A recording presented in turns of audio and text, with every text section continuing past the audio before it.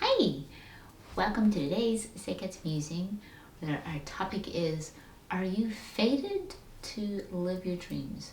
Or I think I'm going to title it, is it your fate to live your dreams? Yeah, that's the title I'm going to go with. Okay, so that's our discussion today, so we'll get right to it. Okay, and I'm Seqkat, by the way, from seqkatsenlightenenjoyment.com, and I'm glad to have you here with me.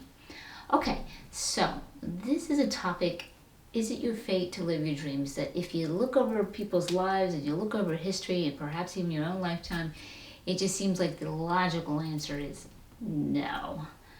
But I'm going to present to you an idea for you to consider that, yeah, it actually is. Of course, as the spiritual teacher that I am, mystic that I am, energy healer that I am, the years of research and study and practice I have put into spirituality, this is where I have landed within my experience in working with my own higher self and intuition and all of the learning and practice I have convulged. So that's the best way I can say it. So I'm going to present this idea for you and then let you look at it and see about it for yourself and see what you think. Okay. So why do I say it's yes, that you are fated to live your dreams? Okay. First of all, it is my true belief, and this is why we're born with certain affinities, likes towards things and dislike toward things, that Source has put its desires in you to experience living those desires through your unique individuality. Because Source is a part of you, is a part of each of us, it is in each of us. So we're like an individual aspect of Source. Now, I see Source as like the consciousness that runs the world, so to speak. And it is vast and it is limitless and can create and do whatever it wants at the blink of an eye. So I think for it to understand and appreciate itself fully, it needed to understand its limitlessness. It needed to make a playground of limitation, and hello 3D Earth. And here we are. And I think this is one of many universes that it plays. So these are some of my beliefs based on my own researches and based on my own intuitions and based on my own experiences. Explore on your own and see what you find there. So, but we're going to go a little deeper here. Okay, so this is my belief that it wants to experience these desires. So this is why, like, some people have just, you'll hear me use cats and dogs, for example, often, because this is an easy example. I'm a cat lover by nature. I love dogs, sure. I love horses. I love gerbils and ferrets and all kinds of animals. I'm an animal lover and I'm very compassionate. But my affinity is cats. They're number one. And so some people have an affinity towards this. My mom, for an example, has an affinity towards dogs. So I see it as Source wanted to live a desire through me of experiencing cats, and through her it wanted to experience dogs. That's just a small example. Then you have your natural talents and abilities as well. And then you have your trials and struggles and challenges too. And I think that's what Source is wanting to experience, all of the above. So when you have a natural talent and it comes in easy, it's an easy skill for you, like writing is easy for me. Okay, that's very simple. Speech is easy for me. Language is easy for me. Talking is easy for me. Ask anybody I know. I'll tell you, I never shut up. And then for some, okay, talking to others would be a little bit intimidating, or writing would be a trial for them. But math is a piece of cake for them. And I have I forget the word for it, but there's a dyslexia word for the numbers, where I invert numbers. And then I followed my stepfather's advice when I was 18 and went out and did banking for a year. Didn't go too well. So yeah, did I get fired? Oh yeah. Keep inverting those numbers and keep messing that up? Sure. It didn't work out. So it's like, I wasn't supposed to experience that. So sometimes we will experience our contrasts, and that's sometimes what we're doing. We're experiencing a contrast to find out who we are by experiencing who we are not. And then sometimes that's why we have those challenges and struggles. So like my challenges and struggles are math. So I discovered, okay, accounting is not going to be my thing in this life. Teaching math is not going to be my thing in life. Banking, not a thing in my life. That type of thing. So what is a thing in my life? Well, spirituality is a piece of cake. Teaching is a piece of cake. Well, here I am, a spiritual teacher. Writing, what have you. So those type of things. So you find out who you are and what your affinities are for, what your desires are for, and your natural talents and skills for, and you'll notice those are the things that give you the joy and the excitement and the passion, and that's the direction you're supposed to be going. If you watch any of my videos, you'll always hear me move towards your passion, move to your heart's desires, move towards your joys. That's the direction you're supposed to go. So what does this have to do with, are you fated to live your dreams? We're going to go into flow.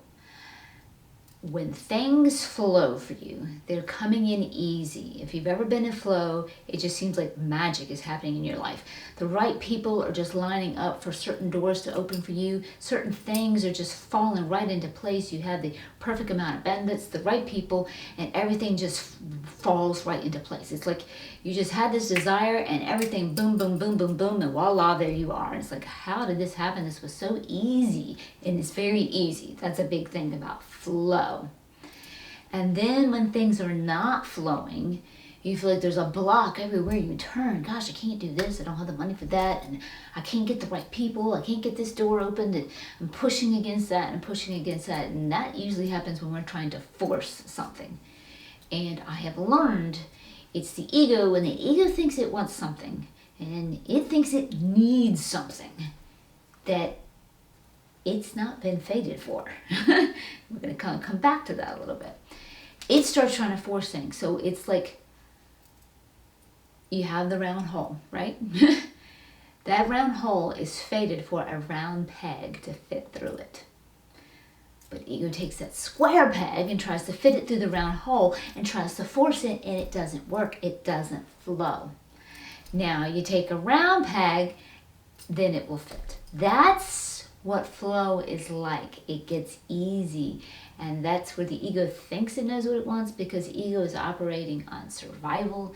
Ego is operating on fear. And this is what it holds on to, and that which is familiar, because it knows how to deal with what is familiar. It knows how to survive with what is familiar. And that's what will block you and mess you up from living your dreams and living your desires, because ego's fear is holding you back.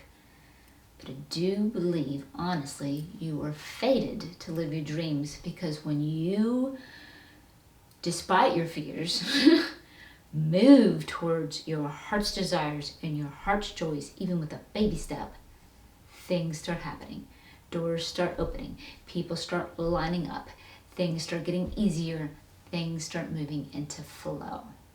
And this is where I've discovered that. So this is a question you're going to have to ask yourself, and you may have to test yourself. Okay, this is a true heart's desire, and you'll know it's a pure heart's desire. Now I'm talking about a pure heart's desire, not something that you're doing from a space of lack.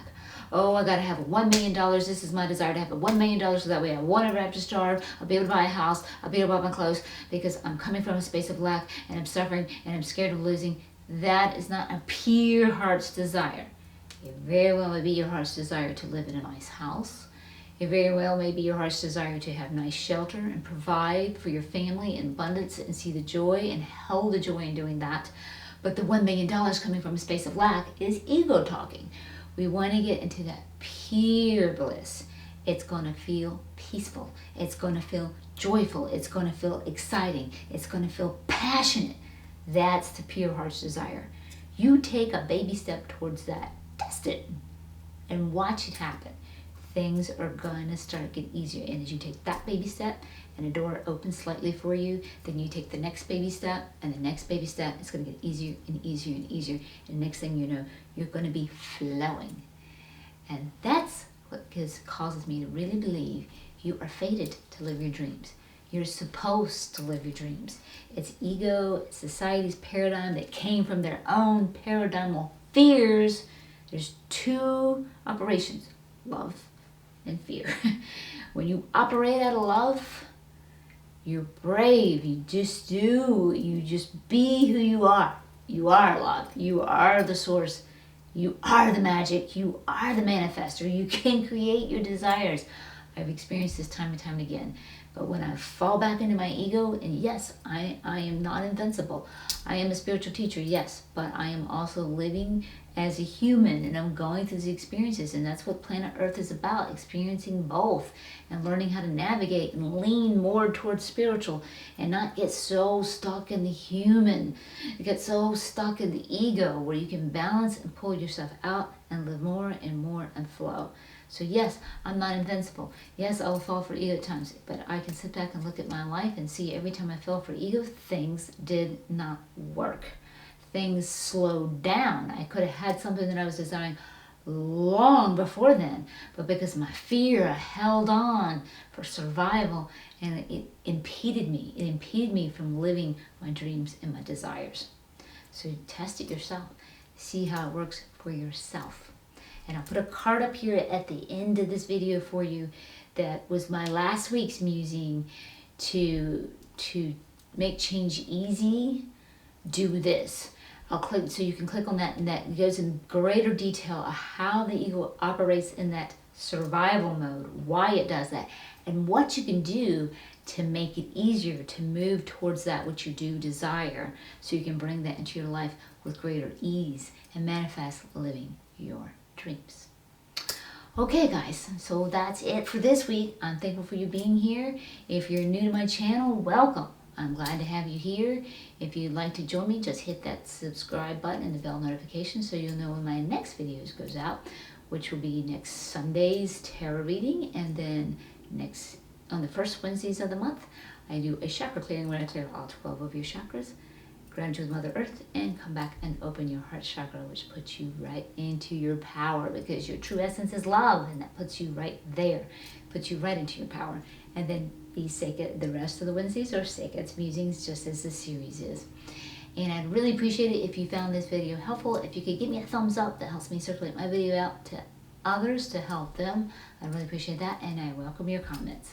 Okay guys, until next time, much love and light.